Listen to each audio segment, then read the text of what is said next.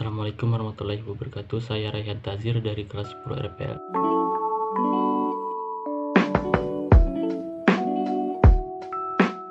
Saya akan menjelaskan dan memperlihatkan kepada teman-teman semua seni rupa barat dan timur dari daerah Maluku Utara. Kota Ternate merupakan ibu kota dari Provinsi Maluku Utara yang terletak di pulau tersendiri dan berdekatan dengan Pulau Tidore dan Pulau Halmahera. Menariknya, kota ini memiliki sejarah panjang dari masa Kesultanan Ternate hingga kedatangan bangsa Portugis di Ternate. Lalu pada akhirnya diambil alih oleh Belanda. Inilah beberapa tempat yang bersejarah di Maluku Utara. 1. Benteng Toluco. Benteng Toluco merupakan salah satu bangunan kuno yang terdapat di kota Ternate. Benteng peninggalan Portugis ini sudah dibangun pada tahun 1540 oleh Panglima Portugis bernama Francisco Serrao sebagai benteng pertahanan pulau dari serangan bangsa Eropa lainnya. Namun pada tahun 1610 benteng ini diambil alih oleh Belanda, sekaligus menjadi awal kekuasaan Belanda di Maluku. Setelah Indonesia merdeka, benteng ini dipugar pada tahun 1997 dan menjadi salah satu destinasi menarik di Ternate. 2. Benteng Castella. Benteng Castella menjadi salah satu benteng yang ada di Ternate. Letaknya berada di sebelah barat daya kota ini. Bangunan ini menjadi benteng pertama yang dibangun oleh Portugis di Pulau Ternate yang dibangun pada tahun 1522. Bangunan ini juga menjadi tempat sejarah pertempuran antara pasukan Sultan Baabullah dan Portugis setelah terbunuhnya Sultan Hairun.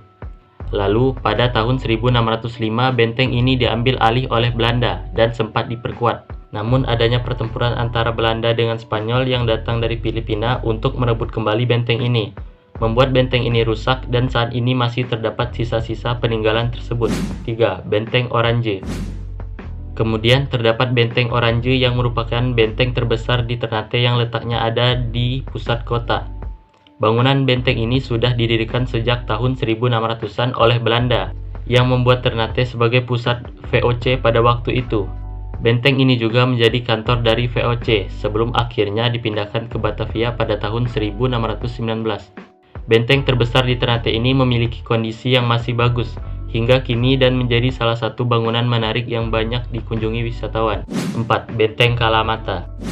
Berikutnya ada yang tak kalah menarik, yakni Benteng Kalamata yang lokasinya ada di tenggara Pulau Ternate yang menghadap langsung ke Pulau Tidore. Benteng ini dibangun pada tahun 1540 oleh Portugis yang utusannya di Ternate dan dipimpin oleh Francisco Serrao. Fungsi benteng ini sama seperti benteng lainnya untuk mempertahankan benteng dari serangan bangsa Eropa lain yang ingin merebut Ternate. Bentuk bangunan ini sangat unik yang membentuk layaknya bintang dengan sudut lancip pada bagian depannya. Selain itu, kondisi bangunannya masih sangat kokoh dan tentunya gak heran jika banyak dikunjungi oleh para pelancong atau warga lokal. 5. Museum Kedaton Sultan Ternate. Terakhir ada lagi Museum Kedaton Sultan Ternate yang terletak di Kelurahan Soasio, Kecamatan Ternate Utara, Kota Ternate yang tidak jauh dari pusat kota. Bangunan ini sudah didirikan pada tahun 1813 oleh Sultan Muhammad Ali di atas tanah seluas 1.500 meter persegi. Bangunan ini juga dirancang oleh arsitek asal Tiongkok dan memiliki bentuk yang segi 8 yang cukup unik. Saat ini, bangunan yang sebelumnya digunakan sebagai tempat tinggal Sultan Ternate ini digunakan sebagai museum yang menyimpan berbagai peninggalan Kesultanan Ternate. Tak hanya itu saja, terdapat mahkota yang memiliki rambut. Rambut tersebut dapat tumbuh dan hanya dipotong saat perayaan Idul Adha. Oke, saya akhiri. Wabillahi taufiq wal hidayah. Wassalamualaikum warahmatullahi wabarakatuh.